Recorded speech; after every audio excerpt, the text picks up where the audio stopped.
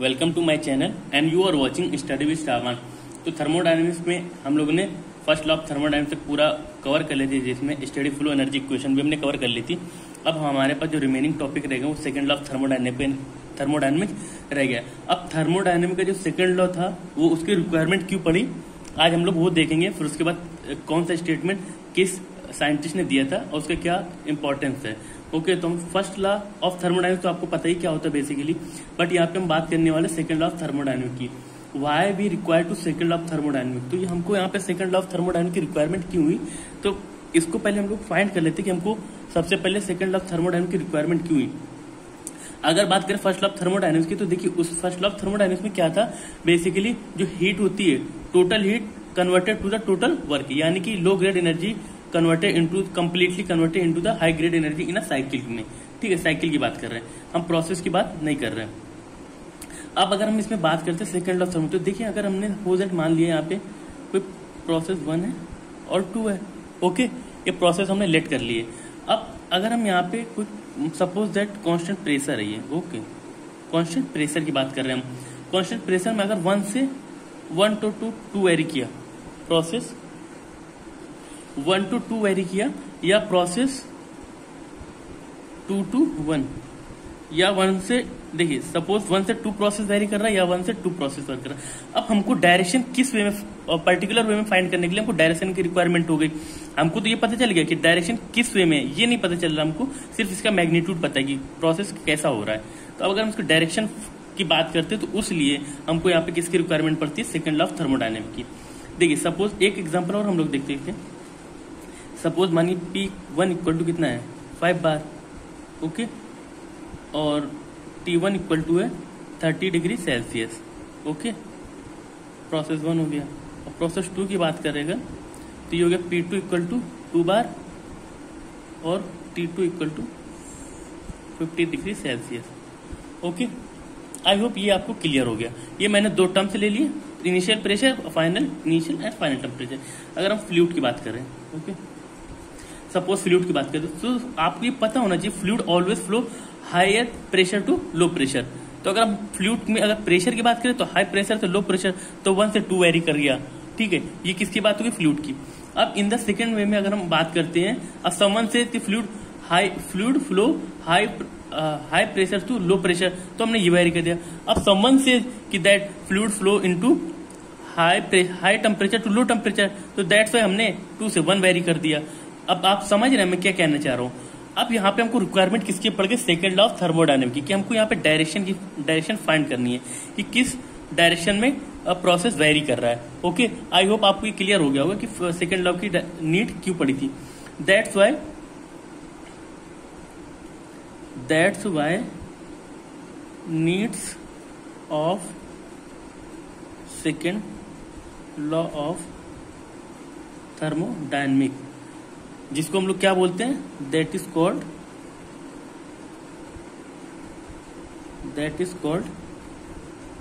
Directional law. Okay, देखिए इसको हम लोग क्या बोलते हैं, डायरेक्शनल लॉ भी बोलते हैं। ये होगी बात। अब हमने ये बात किसकी कर ली हमने, कि एक्चुअल में डायरेक्शनल लॉ है क्या और सेकंड लॉ का यूज क्यों और कैसे करना पड़ा। अगर देखिए यहाँ पे सेकंड लॉ जनरेट हो गया, अगर जैसे सेकंड लॉ जनरेट होता है तो सेम वे में हमको इंट्रोपी का भी जनरेशन यहीं पे हो जाता है, यानी कि इंट्रोपी और second law give birth of entropy, मतलब सेकंड लॉ ही इंट्रोपी को जन्म देता है। अब कैसे हम इसको डिफाइन करते हैं, देखिए अगर कोई बात करे, if a process suppose change in entropy है ये, ठीक, अगर हम इसकी बात करें 1 से 2 वेरी कर रहा है और अगर ये पॉजिटिव आ गया तो ये मान के चलिए ये वेरी प्रोसेस 1 से 2 में वेरी कर रहा है, ये ठीक है।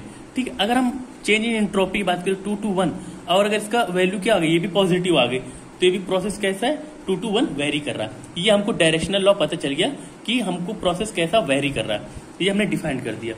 ठीक है, चेंज इन एंट्रोपी हमने देख ली किस डायरेक्शन फ्लो करी। अगर डायरेक्शन 1 से 2 जा रही है और उसके एंट्रोपी पॉजिटिव आ रही है, तो आप ये मान के चलिए कि ये एंट्रोपी और ये डायरेक्शन हमारा सही है, एग्जैक्ट हमने जो इमेजिन किया था वो डायरेक्शन राइट है। ओके, ये आई होप आपको ये सेकंड लॉ ऑफ थर्मोडायनेमिक्स क्यों यूज हुआ और उसका रिक्वायरमेंट क्या था वो ये पता चल गया होगा। और यहाँ पे एंट्रोपी का बर्थ हुआ, यहाँ पे किसका, एंट्रोपी। ये एंट्रोपी है। एंट्रोपी बर्थ हो गया, क्यों बर्थ हुई? क्योंकि उसका डायरेक्शन फाइंड करने के लिए यूजफुल होता है। आई होप आपको ये चीजें क्लियर हो गई। अब हम लोग चलते हैं second law of thermodynamics, that is वो स्टेटमेंट में देखते हैं कि उसमें कौन कौन से टर्म्स रिक्वायरमेंट होते हैं। तो जब सेकंड लॉ हम लोग सेकंड लॉ की स्टेटमेंट में जाएंगे तो उसमें देखिए कौन कौन से टर्म्स आते हैं। एक्चुअली पहले हम लोग वो डिफाइन कर लेते हैं। ओके, देखिए सबसे पहले आता है high grade energy, high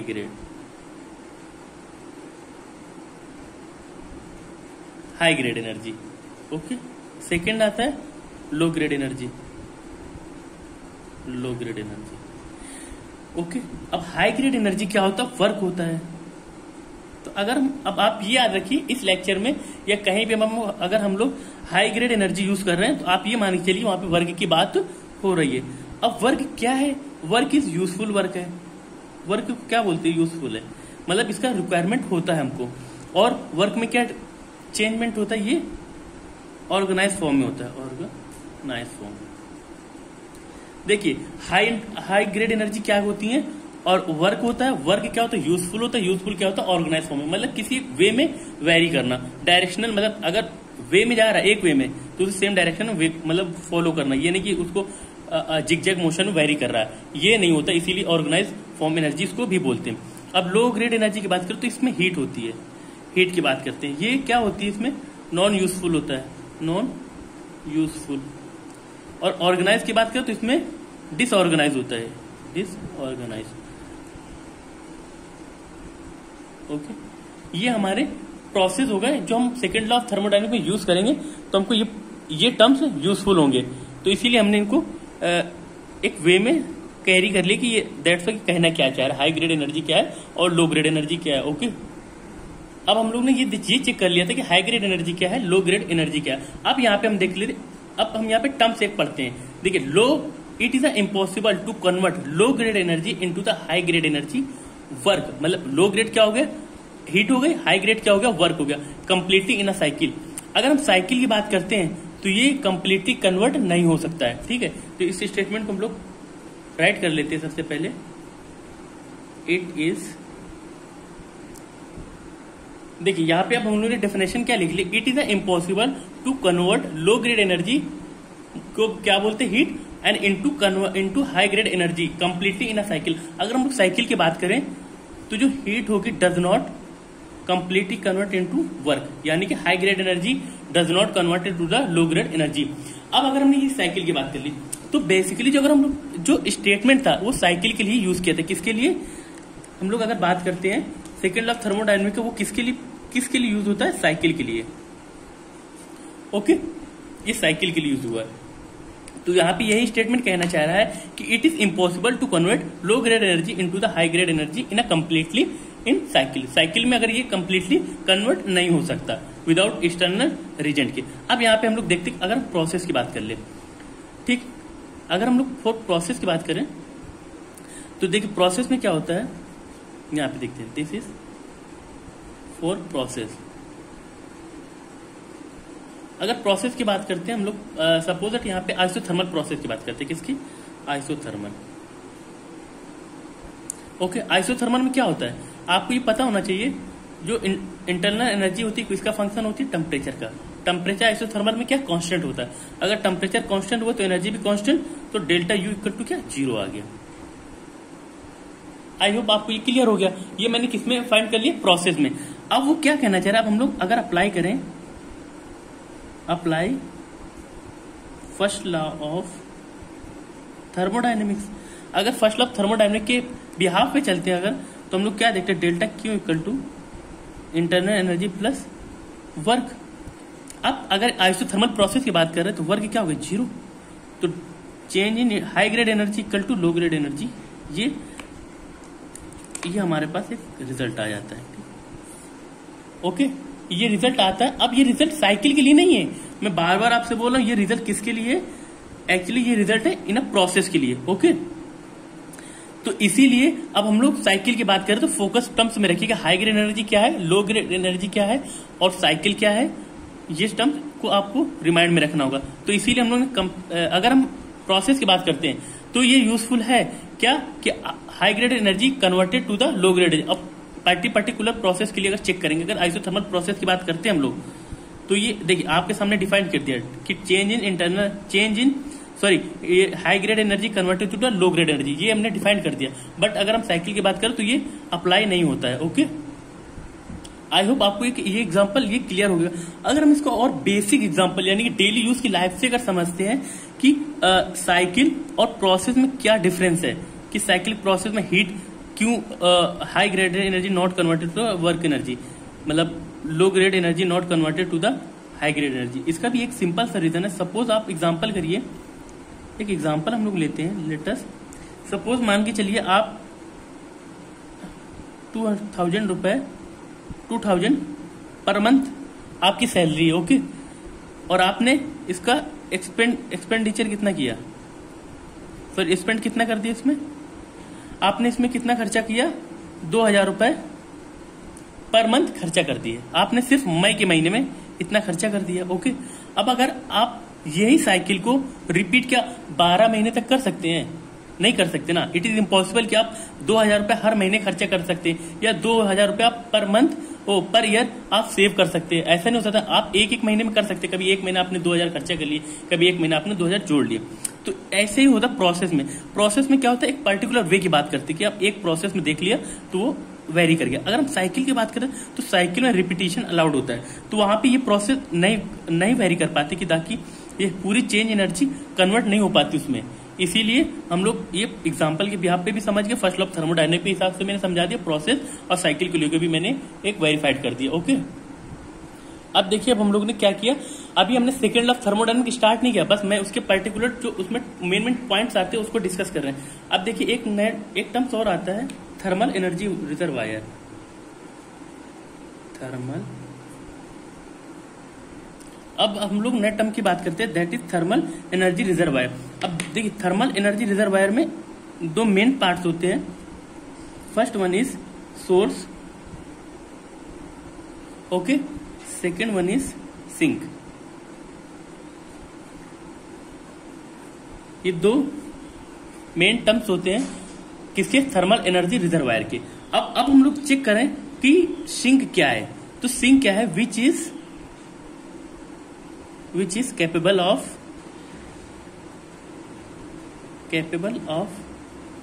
absorbing infinite energy without any change in temperature। Okay, तो अब सिंक क्या है, which is capable to absorbing infinite energy without any change in temperature, मतलब टेम्परेचर में चेंजमेंट नहीं आना चाहिए और एनर्जी इतनी इनफाइनाइट तक एब्जॉर्ब कर सकता है। इसका एग्जांपल है, सीधा सा सिंपल एग्जांपल मान लीजिए आप इसको, एटमॉस्फेरिक एयर। ओके, ये किसका एग्जांपल हो गया, ये सिंक का एग्जांपल हो गया। अगर हम बात करें सोर्स की, तो सोर्स क्या है, source is having infinite temperature. अब इस पे सोर्स में क्या होता है, इनफाइनाइट टेम्परेचर होता है।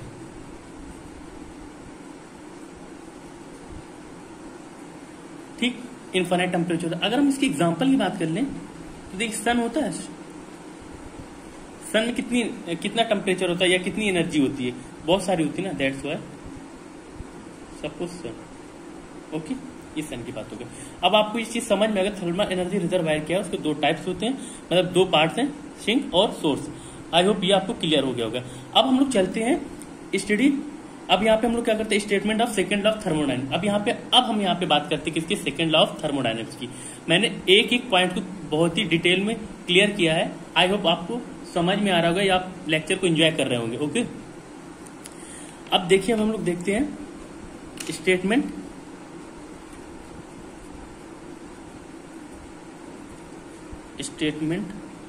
Of second law of thermodynamics. अब हम लोग अब किसकी बात करें, अब यहाँ पे हम पर्टिकुलर स्टेटमेंट की बात कर रहे हैं, statement of second law of thermodynamics की। अब इसमें भी देखिए हम लोग बहुत डिटेल में चल रहे हैं और एक पॉइंट को बहुत ही डिटेल में डिस्कस कर रहे हैं कि एक्चुअल में क्या क्या होता है। देखिए स्टेटमेंट सेकंड लॉ की बात आ गई तो यहाँ पे सबसे पहले अगर सेकेंड लॉ आपके माइंड में आता है तो माइंड में आती आपको क्या आना चाहिए कि ये किसकी बात कर रहा है, डायरेक्शनल लॉ की।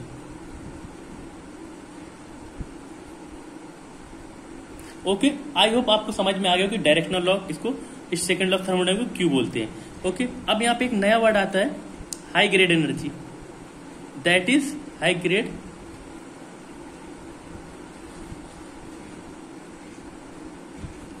जिसको बोलते हैं work. Okay, and third one is low grade energy, that is heat. Okay, और fourth one is last one, that is बहुत इंपॉर्टेंट ये term, thermal energy reservoir. Okay, ये बेसिकली जो हम लोग जब स्टेटमेंट करने जाएंगे सेकंड लॉ ऑफ थर्मोडायनेमिक्स का, तो ये चार टर्म्स बहुत ही इंपॉर्टेंट यूजफुल होंगे। तो मैंने डायरेक्शनल लॉ क्या था वो भी क्लियर करते हैं, low grade, high grade and thermal energy reservoir, ये भी मैंने क्लियर कर दिया। अब second law of thermodynamic statement actual में क्या है। अब अगर हम लोग बात करें कि सेकेंड लॉ ऑफ थर्मोडायनेमिक्स के कितने स्टेटमेंट थे, तो ये इसके दो स्टेटमेंट थे जो कि दो साइंटिस्ट ने दिए थे। First one is Kelvin Planck and second one is Clausius statement.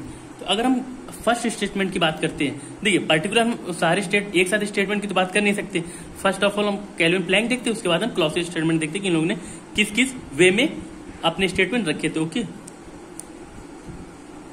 अब अगर हम बात करने जा रहे हैं केल्विन प्लैंक स्टेटमेंट की, किसकी, केल्विन प्लैंक स्टेटमेंट की, और क्लॉसियस स्टेटमेंट की हम बात इसके बाद सेकंड वे पे करेंगे कि क्लॉसियस ने कौन सा स्टेटमेंट दिया था। देखिए फर्स्ट ऑफ ऑल अगर केल्विन प्लैंक स्टेटमेंट की बात करते हैं तो आपको ये चीज सबसे पहले रिमाइंड में आनी चाहिए कि केल्विन प्लैंक ने जो स्टेटमेंट की बात करी थी वो फर्स्ट वन किसके लिए बात करी थी, फॉर वर्क प्रोड्यूसिंग, ठीक, वर्क प्रोड्यूसिंग डिवाइस की बात करी थी। फर्स्ट ऑफ ऑल केल्विन ने किस पर्टिकुलर में बात करी थी, केल्विन ने बात करी थी for a work producing device के बारे में। ठीक है, अगर वर्क प्रोड्यूसिंग डिवाइस की बात करते हैं तो हमारे यहाँ माइंड में क्या आना चाहिए, हीट इंजन। ओके, ठीक, फर्स्ट ऑफ ऑल क्या होना चाहिए, वर्क प्रोड्यूसिंग। अगर वर्क प्रोड्यूस कर रही है डिवाइस तो कौन सा डिवाइस होगी, हीट इंजन। अगर हीट इंजन की बात कर रही है, अगर हीट इंजन की हम लोग बात कर रहे हैं तो एक वे में याद रखना चाहिए आपको है। और अगर केल्विन प्लैंक ने दिया सबसे पहले वर्क प्रोड्यूसिंग डिवाइस के लिए, और कौन सा डिवाइस रहेगा, हीट इंजन डिवाइस है। और अगर हम बात करें केल्विन ने किसके लिए बात की थी, साइकिल के लिए। सबसे इंपॉर्टेंट पॉइंट है किसके लिए, साइकिल के लिए। अब साइकिल टू टाइप्स की होती है, एक होती है क्लॉकवाइज, एक होती है एंटी क्लॉकवाइज। तो ये किस साइकिल की बात की थी, क्लॉकवाइज साइकिल की, क्लॉकवाइज साइकिल। ओके, अगर क्लॉकवाइज साइकिल है तो वर्क प्रोड्यूसिंग है। ओके, आई होप आपको ये क्लियर हो गया। ये फ्लो चार्ट आप याद रखिएगा, वर्क प्रोड्यूसिंग डिवाइस होगी वो जो हीट इंजन होगा, फिर वो साइकिल में होगा, क्लॉकवाइज होगा, ये एक साइकिल हो गया। अब ये भी याद रखिए, अगर हम केल्विन प्लैंक के हिसाब से चलते हैं तो जो अगर उन्होंने बोला था कि हीट इंजन यूज करते हैं, साइकिल प्रोसेस है, that's why which is using a clockwise cycle and work producing, तो यहाँ पे एग्जांपल क्या रूप में हम लोग क्या देख सकते हैं, एग्जांपल देख लीजिए। अगर वर्क प्रोड्यूसिंग डिवाइस के बारे में बात करें तो यहाँ पे कौन सी आती है cycle, Rankine cycle, auto cycle, diesel cycle and Brayton. ये एग्जांपल है वर्क प्रोड्यूसिंग डिवाइस के या साइकिल्स के। ओके, ये हमारे पास ये मोटे मोटे रूप में अगर हम लोग देखते हैं मेन पॉइंट्स आ गए केल्विन स्टेटमेंट के। अब एक्चुअल में जो स्टेटमेंट था केल्विन का, वो स्टेटमेंट क्या था वो आज हम लोग देखते हैं। अब ये हमने जब यहाँ पे हम लोग देखते हैं केल्विन ने जो स्टेटमेंट दिया था वो एक्चुअल में थ्योरी किस रूप में थी, देखिए, it is impossible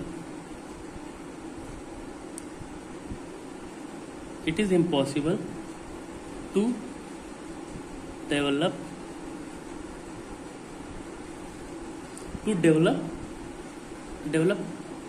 a device working in a cycle which producing work by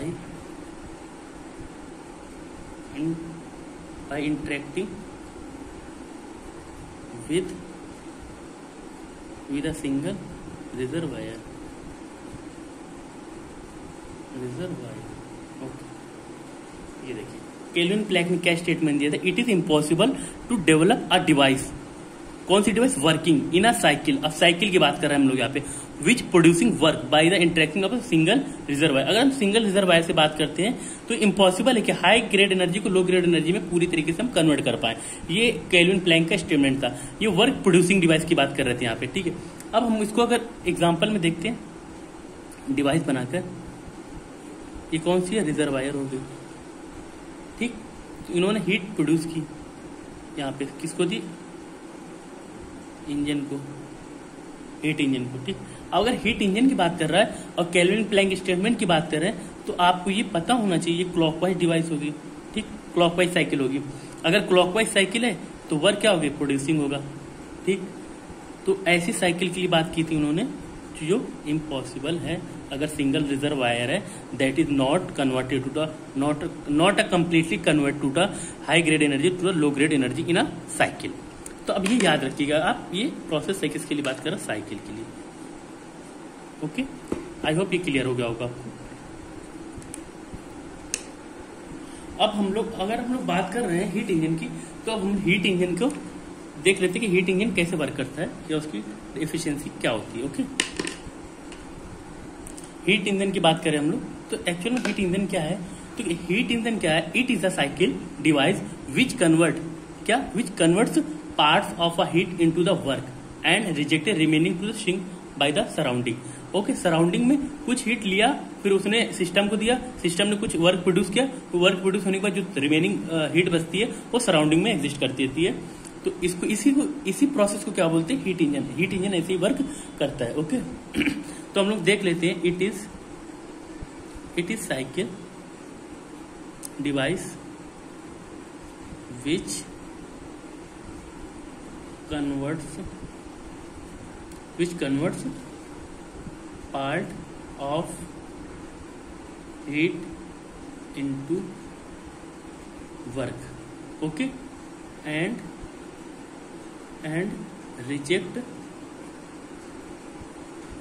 remaining to sink और सराउंडिंग। ओके, ये स्टेटमेंट था हीट इंजन का। अब अगर हीट इंजन ने ऐसा बोला कि इटा साइकिल की बात कर रहे हैं, वो जो हीट उन्होंने सिस्टम को दिया, सिस्टम ने कुछ वर्क प्रोड्यूस किया, वर्क प्रोड्यूस होने के बाद जो रिमेनिंग चीज बचती है वो उन्होंने सराउंडिंग में दे दी। ये ऐसा हीट इंजन का प्रोसेस था। तो ये हम लोग देख लेते हैं हीट इंजन कैसे वर्क करता है। सपोज दैट हमने ये T1 टेम्परेचर माना, फिर हमने सिस्टम में हीट प्रोवाइड की, HE हीट इंजन। अगर सिस्टम को हमने हीट प्रोवाइड की तो वहां से क्या निकलेगा, वर्क प्रोड्यूस्ड होगा। अगर वर्क प्रोड्यूस है तो रिमेनिंग सिस्टम हीट क्या करेगा, सराउंडिंग को देगा। तो ये हो गया T2 लोअर टेम्परेचर। ओके, ये हाई है, ये लोअर टेम्परेचर, ये हीट सिस्टम को दे रहा, सिस्टम क्या कर रहा, वर्क प्रोड्यूस कर रहा और रिमेनिंग हीट को सराउंडिंग में एग्जिस्ट कर देता है, मतलब दे देता है। अब ये रिजेक्ट कर रहा है सराउंडिंग में। अगर हम बात करते हैं वर्क प्रोड्यूस कर रहा है, डिवाइस कैसी होगी, क्लॉकवाइज। ये बहुत इंपॉर्टेंट पॉइंट है। अब इसके हम लोग देख लेते हैं एफिशिएंसी क्या होती है। एफिशिएंसी के लिए 1 माइनस हीट 2/Q1 ये हो गई। ये हमारी एफिशिएंसी हो गई किसकी, हीट इंजन की। अब हम लोग बात कर लेते हैं ये वैलिड किसके लिए, ये फॉर्मूला किस प्रोसेस के लिए वैलिड है। तो इट इज वैलिड फॉर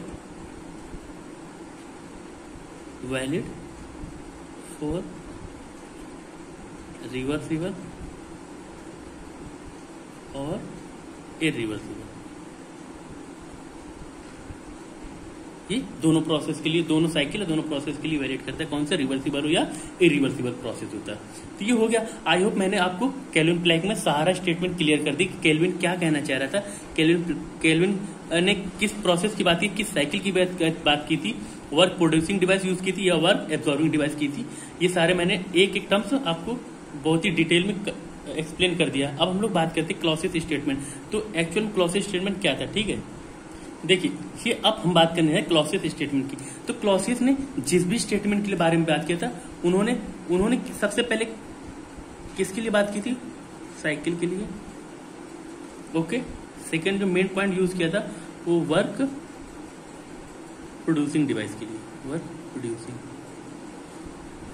अब देखिए, अब आपको यहाँ पे मैं एक टर्म्स बता देता हूं। अब जैसे उन्होंने क्लॉसियस ने स्टेटमेंट की बात की किसी वर्क प्रोड्यूसिंग की, तो वैसे यहाँ पे एक नया हमको किसका बर्थ होता है, यहाँ पे हमको मिलती है रेफ्रिजरेटर का, रेफ्रिजरेटर और हीट पंप। देखिए, केल्विन प्लैंक से पहले हम ये नहीं जानते थे वर्क प्रोड्यूसिंग डिवाइस कौन सी थी। जैसे बस क्लॉसियस ने स्टेटमेंट दिया, किसके लिए दिया, वर्क प्रोड्यूसिंग के लिए, सॉरी वर्क एब्जॉर्बिंग के लिए, sorry mistake, work absorbing. Okay, ये प्रोसेस तो हो गया उसका केल्विन प्लैंक का। बट यहाँ पे वर्क एब्जॉर्बिंग की बात कर रहे थे, तो जैसे वर्क एब्जॉर्बिंग वर्ड यूज हुआ तो हमारे पास माइंड में क्या मेकअप हो गया कि रेफ्रिजरेटर की बात करें। तो अब रेफ्रिजरेटर कैसे जनरेट हुआ, ये work producing work absorbing device है, कौन सा, रेफ्रिजरेटर और हीट पंप।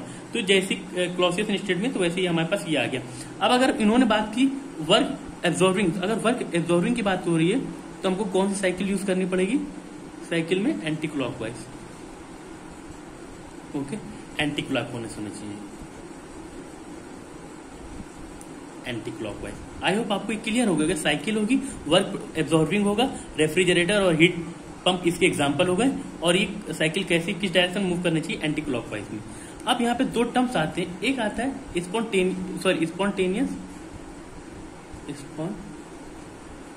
स्पॉन्टेनियस और नेचुरल प्रोसेस। देखिए, ये सारे स्टेटमेंट जो है बहुत ही छोटे छोटे स्टेटमेंट है, तो आप बस गौर करके सुनिए, बाकी आपको सारे डाउट क्लियर हो जाएंगे। अब इन्होंने बात करी किसकी, स्पॉन्टेनियस और नेचुरल प्रोसेस की। तो ये आपको पता होना चाहिए नेचुरल या स्पॉन्टेनियस प्रोसेस कितने होते हैं। जो जैसे सपोज हीट फ्लो करी हाई टू लो, तो कैसा प्रोसेस होगा, नेचुरल। दैट से आपको पता है कि हीट कैसा फ्लो होती है, हाई ग्रेड एनर्जी तो लो ग्रेड एनर्जी में, यानी कि हाई से लो में, सॉरी ग्रेड में नहीं, हाई से लो में लो टेम्परेचर में वेरी करती है। फ्लूइड की बात करते हैं, हाई प्रेशर से लो प्रेशर में, हाई लेवल से लो लेवल में। तो ये कैसे प्रोसेस होगा, ये हमारे स्पॉन्टेनियस और नेचुरल प्रोसेस होगा जो कि होने हैं। अब अगर हम बात कर ले, सपोज एक एग्जांपल लेते हैं, आप ये हॉट टी का कॉफी कप है, ओके ठीक, सपोज इसका टेम्परेचर कितना है 80 डिग्री सेल्सियस, सराउंडिंग में टेम्परेचर कितना 30 डिग्री। तो आप क्या मानते हैं टेम्परेचर किधर वेरी होगा, हाई टू लो वेरी होगा, 80 से 30 भी जाएगा। तो ये भी प्रोसेस कैसा होगा, ये नेचुरल प्रोसेस होगा कि कुछ देर बाद जो टेम्परेचर एटमॉस्फेयर क्या है वही टेम्परेचर किसका हो जाएगा, कॉफी का। इसको क्या बोलते हैं, नेचुरल प्रोसेस।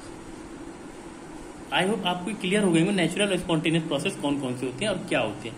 ओके, अब क्लॉसियस स्टेटमेंट की हम लोग अगर बात करें तो क्लॉसियस स्टेटमेंट क्या बोल रहे थे, उन्होंने बोला कि अगर कोई भी एनर्जी है, मतलब हीट ट्रांसफर होगा lower temperature to higher temperature without any external work. उन्होंने सीधा सीधा बोल दिया, it is impossible that heat transfer from a lower temperature to the higher temperature without any external work. Without external work की heat lower temperature से high temperature वेरी नहीं कर सकती। अगर ऐसा नहीं हो रहा है तो वर्क हमको एब्जॉर्बिंग डिवाइस लगानी पड़ेगी, दैट्स वाई ऐसा मूवमेंट आएगा। तो ये स्टेटमेंट हम लोग देख लेते हैं क्या स्टेटमेंट था। It is impossible to transfer heat from lower temperature to higher temperature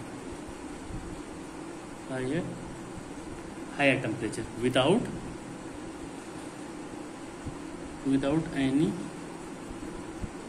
external work. Okay, I hope आपको ये स्टेटमेंट क्लियर हो गया।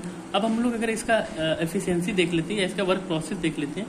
देखिए, इवन प्रोसेस है, ये हीट पंप या रेफ्रिजरेटर हो गया। ओके, अगर हीट प्रोवाइड करी हमने तो ऐसा सिस्टम में कैसा वर्क है, वर्क इनपुट होगा, कोई वर्क इनपुट होगा। और ये साइकिल कैसे होगी, एंटी क्लॉकवाइज,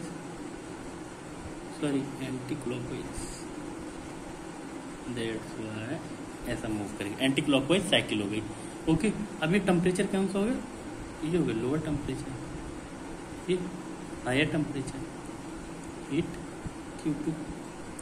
अब यहाँ पे अगर वर्क इनपुट कर रहे हैं हम किसी साइकिल में, तो यहाँ पे किसका एग्जाम्पल होगा, कौन सी साइकिल होगी, रेफ्रिजरेटर। ओके, समझ जाइए आप, रेफ्रिजरेटर और हीट पंप की बात कर रहे हैं, हीट पंप की। ये हो गया, ये हमारे प्रोसेस थे और ये हमारे स्टेटमेंट थे। जो क्लॉसियस ने स्टेटमेंट दिया था, क्लॉसियस ने ये स्टेटमेंट दिया था कि it is impossible to transfer heat from lower temperature to the higher temperature without any external work. अगर हम ये वर्क नहीं देते, ये लोअर से हायर में वेरी नहीं कर सकता। आई होप आपको ये क्लियर हो गया होगा। अब हम लोग आज एक इम्पॉर्टेंट पॉइंट नोट करते हैं। ओके, वो जो इंटरव्यू के लिए क्वेश्चन है, ठीक, ये इंटरव्यू में बेसिकली बहुत पूछते हैं, इंटरव्यू का क्वेश्चन। ओके, ठीक। अब इंटरव्यू में देखिए क्वेश्चन क्यों पूछते हैं, वो पूछते हैं साइकिल ऑफ प्रोसेस। तो उन्होंने पूछा कि हीट, अगर हम इंजन की बात करते हैं या पंप की या रेफ्रिजरेटर, तो उसमें हम लोग ने प्रोसेस का यूज क्यों नहीं है, कि बिकॉज प्रोसेस तो हाई एफिशिएंसी होती है, किससे, साइकिल से। आइए हम आपको एग्जांपल देखते हैं। देखिए, अगर प्रोसेस की हम लोग बात करें कि किसकी प्रोसेस की, अगर हम लोग किस प्रोसेस की बात करें, आइसोथर्मल प्रोसेस की, Q इक्वल टू क्या होता है, W। अगर at first law of thermodynamics के बिहाफ पे देखें, फर्स्ट लॉ ऑफ थर्मोडायनेमिक्स, इसके बिहाफ में देखते हैं तो Q equal to delta U plus W। Delta U क्या, 0, तो Q इक्वल टू W। मतलब change in internal, change in heat होगा वो किसके, वर्क के बराबर। मतलब जितना हम वर्क देंगे, जितना हीट देंगे, उतना वर्क हमको प्रोड्यूस हो जाएगा। यानी कि 100% एफिशिएंसी कितनी होगी, 100%। ठीक, ठीक है, प्रोसेस में हो गया। अब अगर हम साइकिल की बात करें, साइकिल में क्या था, जो वर्क होगा, मतलब जितनी हीट हम ज्यादा देंगे उससे हमको वर्क कम ही मिलेगा। यानी कि एफिशिएंसी भी क्या होगी, लेस देन 100%। ठीक, ये क्लियर हो गया। अब इंटरव्यू का ये क्वेश्चन होता है कि हम साइकिल ही क्यों यूज करते हैं, जबकि एफिशिएंसी देखी जाए तो प्रोसेस की ज्यादा होती है। चलिए, इसमें तो 100% है। अब अगर हम बात कर लें पॉलीट्रॉपिक की, अगर हम पॉलीट्रॉपिक प्रोसेस की बात करें, तो यहाँ पे क्या होगा, जो W, अगर जितनी हीट हम देंगे इंजन को, उससे ज्यादा वर्क प्रोड्यूस होगा। यानी कि जो हम अगर एफिशिएंसी की बात करें, वो 100% होगा, मोर देन। ओके, 100% से भी ज्यादा एफिशिएंसी प्रोड्यूस हो रही है। बट अब हम यहाँ पे ये क्वेश्चन हमारे पास राइज होता है कि आप ये बताइए कि हम लोग प्रोसेस क्यों नहीं यूज करते, जबकि हमको एफिशिएंसी प्रोसेस में ज्यादा हाई मिल रही है। तो देखिए, रीजन क्या रहता है, जो इंजन होती है, वर्क प्रोड्यूसिंग डिवाइस या वर्क एब्जॉर्बिंग डिवाइस होती है, बेसिकली एक कॉन्टिन्यूअस फॉर्म में होता है, एक रुक रुक के नहीं चलती, कॉन्टिन्यूअस चलना चाहिए। अब प्रोसेस क्या रहता है, एक प्रोसेस के बाद रुक जाएंगे, तो इसीलिए हमको कॉन्टिन्यूअस फ्लो या वर्क गुजारिश चाहिए होता है, इसीलिए हम लोग यहाँ पे साइकिल का यूज करते हैं। अब जैसे रेफ्रिजरेटर की बात कर लें, तो क्या आप मान सकते हैं कि रेफ्रिजरेटर आप 1 घंटे के लिए चलाएं फिर बंद कर दे, तो आप कॉन्टिन्यूअस कूलिंग चाहिए होता है ना, तो इसीलिए हम लोग साइकिल का यूज करते हैं। और शर्त भी है, अगर वो वर्क कम भी दे रहा है तब भी हम उसको इन साइकिल को ही यूज करते, बिकॉज अभी कॉन्टिन्यूअस वेरी करता है। आई होप आपको ये इंटरव्यू वाला क्वेश्चन भी क्लियर हो गया होगा। Thank you for watching. अगर इनकेस आपको कोई प्रॉब्लम या क्वेरी आप मेल कर सकते हैं या अपना कमेंट सेक्शन में जरूर बता दें कि आपको इस प्रोसेस में ऐसा प्रॉब्लम है। Thank you for watching.